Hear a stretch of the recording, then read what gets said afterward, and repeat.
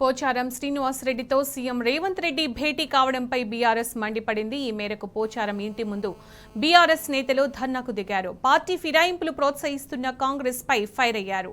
మాజీ స్పీకర్ పోచారం ఇంటి దగ్గర బాల్కా సుమన్ బీఆర్ఎస్ నేతలు ధర్నాకు దిగారు. అయితే సీఎం రేవంత్ ఇంట్లో ఉండగానే బాల్కా సుమన్ బీఆర్ఎస్ నేతలను పోలీసులు అడ్డుకున్నారు. ఇదే సమయంలో బీఆర్ఎస్ నాయకులపై కాంగ్రెస్ గూండాలు దాడులకు పాల్పడ్డారు.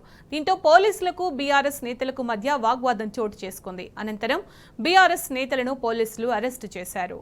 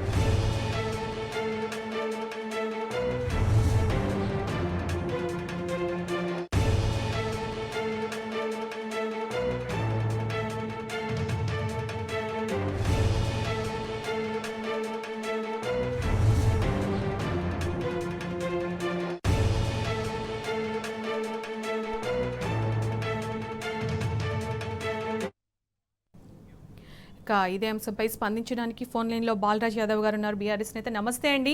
పోచారం ఇంటి దగ్గర జరిగిన ఘటనను మీరు చూస్తూనే ఉన్నారు. బీఆర్ఎస్ నేతలపై ఎలా దౌర్జన్యం చేస్తున్నారో దీన్ని ఎలా చూడొచ్చు అంటారు? ఇవాళ తెలంగాణలో ప్రజాస్వామ్యం అనేది ఇవాళ కూని అయితా ఉంది. గతంలో తెలంగాణ అభివృద్ధి కోసం కేసీఆర్ నాయకత్వంలో కొంతమంది కాంగ్రెస్ ఎమ్మెల్యేలు చేరితే ఈ రోజున్న ముఖ్యమంత్రి ఆ రోజున్నటువంటి ప్రతిపక్ష నాయకుడిగా ఏం మాట్లాడారండి? చెట్టు గట్టేసి కొట్టండి, ఆ చెట్టుకు ఉరికమ్మం ఎక్కించండి, చెప్పుల దండలు వేసి కొట్టండి, గాడిద బొట్లు పెట్టని చెప్పేసి మాట్లాడిన ఈ రేవంత్ రెడ్డి ఇలా ముఖ్యమంత్రి అయిన తర్వాత చేస్తుంది ఏంది? ఇలా ముఖ్యమంత్రి దొంగ ఇప్పుడు దొంగలకి వ్యవహరించి ఎమ్మెల్యే ఇళ్లలో పోయి చేరికలు చేసుకోవడం అనేది ఇది ప్రజాస్వామ్యానికి ఇది తీరని చేతిది. ఇది ప్రజాస్వామ్యాన్ని రక్షించబడాలన్న ఆలోచనతోటి ఇలా కార్పొరేషన్ మాజీ చైర్మన్లము బీఆర్ఎస్ పార్టీ నాయకత్వము అదేవిధంగా మా ఎమ్మెల్యేగా ఉన్నటువంటి పోచారం శ్రీనివాసరెడ్డి గారు స్పీకర్ గా ఉన్నారు. వారిని కలుద్దామని పోయినాం.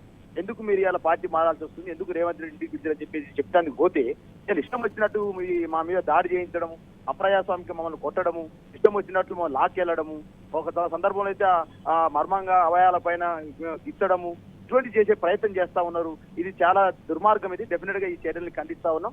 డెఫినెట్ గా ప్రజాస్వామ్యబద్ధంగా గతంలో ఈ రేవంత్ రెడ్డి చెప్పిన మాటలు ఏదైతుందో ఈ రోజు అమలు చేస్తా ఉన్నాడు. మరి ఇలా నేను అడుగుతా ఉన్న టీవీస్ ద్వారా గతంలో అన్నావు కదా చెప్పులు దండేసి కొట్టమని చెప్పేసి చెప్పినవు, అదేవిధంగా ఊరేగించమని చెప్పినవు, గాడిద బొట్టు పెట్టమని చెప్పినవు. మరి ఇవాళ నీకు ఏ గాడిద బొట్టు పెట్టాలి, ఏ చెప్పులు దండేసి నిన్ను కొట్టాలి, ఉల్కంబానికి ఏ చెట్టుకు నేను ఉరి తీయాలని చెప్పేసి రేవంత్ రెడ్డి ఇలా టీవీస్ ద్వారా నేను ప్రశ్నిస్తా ఉన్నా. ఇలా పెద్ద ఎత్తున ఏదైతే మేము ప్రజాస్వామ్య పద్ధతిలో ఎందుకు పోచారం గారు మారాల్సి వస్తుంది, ఎందుకు పోచారాన్ని మీరు తీసుకుపోతా ఉన్నారు, ఎందుకు ఎమ్మెల్యేల ఇంటిపైన మీరు ఇలా ముక్కుమడి దాడులు చేస్తూ వాళ్ళని ఎందుకు పార్టీ మారుస్తా ఉన్నారని చెప్పేసి ప్రజాస్వామ్య పద్ధతిలో మేము ధర్నా చేయబోతే ధర్నా చేసినటువంటి కార్పొరేషన్ చైర్మన్ల మీద కార్పొరేషన్ చూడకుండా ఇష్టం వచ్చినట్టు కొట్టడం, ఇష్టం వచ్చినట్టు చేయడం అనేది దుర్మార్గం. ఇది డెఫినెట్ గా ప్రజాస్వామ్యాన్ని రక్షించాలని చెప్పేసి మేము ఇలా తెలంగాణ సమాజానికి విజ్ఞప్తి చేస్తా ఉన్నాం. మరి ఇలా 190 రోజులు అధికారంలోకి వచ్చిన కాంగ్రెస్ పార్టీ ప్రజలకు ఏ ఇండికేషన్ ఇస్తాం అనుకుంటా ఉంది? ఎమ్మెల్యేలను సంతల్లో కొనాలనుకుంటా ఉందా, లేకపోతే కేసీఆర్ నాయకత్వాన్ని కేసీఆర్ సంబంధించిన దాన్ని వీక్ చేస్తేనే మేము బతాం అనుకుంటుందా, లేకపోతే ప్రజలకు ఇచ్చిన హామీలు మేము ఎట్లయినా గాలి కొదిలేస్తాం, ఏమైనా ఎమ్మెల్యేలు చేసుకునే పని చేస్తామని చెప్పేసి మాట్లాడతారు? ఇలా స్పష్టంగా ఇలా టీవీ ద్వారా అడుగుతా ఉన్నాను. మీరు అక్కడే ఉన్నారు బాలరాజ్ గారు, మీరు అక్కడే ఉన్నారు, మామూలుగా మాట్లాడడం కోసం వెళ్ళారు, అంత దౌర్జన్యం చేయడం అవసరం అంటారా? 100% అండి. మేము ఎట్టి పరిస్థితుల్లో మాకు పోచారం మీద మాకు ఎటువంటి లేదు. ఇవాళ మా పార్టీలో ఉండి మా పార్టీలో కేసీఆర్ గారి నాయకత్వంలో స్పీకర్ గా పనిచేసి లక్ష్మీపుత్రుడుగా ఉన్న నీకు ఎందుకు లక్ష్మి మీద ఆశ పుట్టింది? నీకు లక్ష్మీపుత్రుడైన పోచారం శ్రీనివాసరెడ్డికి ఎందుకు రేవంత్ రెడ్డి ఇచ్చే లక్ష్మి మీద ఆశ పడదో మాకు అర్థం కావట్లేదు. వారు పెద్దవాళ్ళు, చాలా విశేష రాజకీయ అనుభవం ఉన్నది. వారు ఇవాళ ఎందుకు ఇవాళ పార్టీ మారాల్సిన అవసరం ఉంది, ఎందుకు రేవంత్ రెడ్డి ఇంటికి పిలిచిన అవసరం ఉంది, ఎందుకు ఇవాళ ఈ విధంగా చేస్తా ఉన్నారు? కాబట్టి ప్రజాస్వామ్యాన్ని రక్షించాలని చెప్పేసి అదేవిధంగా రేవంత్ రెడ్డి గారు చేస్తున్న దుర్మార్గాల్ని ఖండిస్తూ అదేవిధంగా పోచారం గారితో మాట్లాడాలని చెప్పేసి మేము అందరం కూడా అక్కడికి వెళ్ళినప్పుడు మమ్మల్ని మా ఎమ్మెల్యే దగ్గరికి, మా స్పీకర్ దగ్గరికి మేము పోతే మమ్మల్ని అరెస్ట్ చేయడం ఏంది, మమ్మల్ని కొట్టడం ఏంది, మా మీద దాడి చేయడం ఏంది? కాంగ్రెస్ పార్టీ కార్యకర్తలు విచక్షణ రహితంగా దాడి చేశారండి. ఉస్మాన్ షరీఫ్ విద్యార్థి నాయకత్వం పైన ఇష్టం వచ్చినట్టు వచ్చినారు. మీరు విజువల్స్ కూడా చూడండి. ఇదేం అన్యాయం ఇది? ఇంత అన్యాయమా? ఇంత అరాచకమా? ఇది రాక్షస పాలన, ఇది రేవంత్ రెడ్డి పాలన అర్థం కావట్లేదు. తుగ్లక్ సర్కార్ అంటారు దీన్ని, ఏమంటారు దీన్ని? ఇవాళ పెద్ద ఎత్తున ఈ యొక్క అప్రజాస్వామిక మేము ఖండిస్తా ఉన్నాం. డెఫినెట్ గా ప్రజాస్వామ్యబద్ధంగా మేము కొట్లాడతాం. డెఫినెట్ గా ఈ కాంగ్రెస్ పార్టీ చేస్తున్నటువంటి, రేవంత్ రెడ్డి చేస్తున్నటువంటి ఈ అరాచకాల పైన, ఈ ఎమ్మెల్యేల కొనుగోలు పైన డెఫినెట్ గా ఉద్యమిస్తాం.